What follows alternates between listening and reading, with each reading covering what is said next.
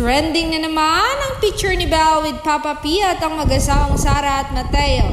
Dahil wala daw si Donnie, lumalabas na naman ang pagkakitid ng mga netizen. Ayon sa source, kaya't hindi nakabalik si Donnie dahil daw hindi maganda ang pakiramdam ng aktor. At ito ang mga ilang komentong negatibo at positibo ukol sa picture.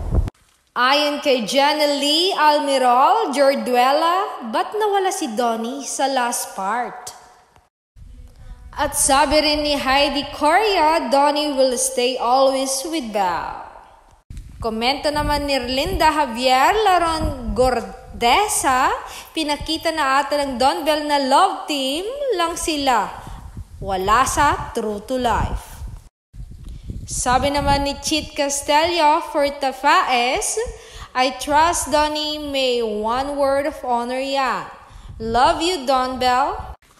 Komento naman ni Benz doon sa nagtatanong kung bakit wala si Donnie. Hindi pa kayo marunong magbasa? Diba sinabi na ng masama pakiramdam niya? Hindi na nga nakapag-do it sila ni Belle. O ano pa gusto nyo malaman at baka pambash na agad kayo mga makikitid isip. Nako, ibahin nyo ang Don Belle.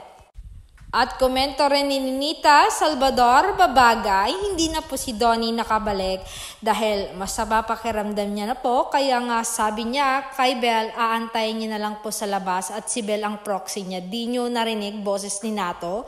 Paos at ngongo dahil may sipon po siya. Kaya nga hindi din siya nakakanta. Dapat kakanta sila dyan ni Belle. Kaso hindi kaya ni Donnie.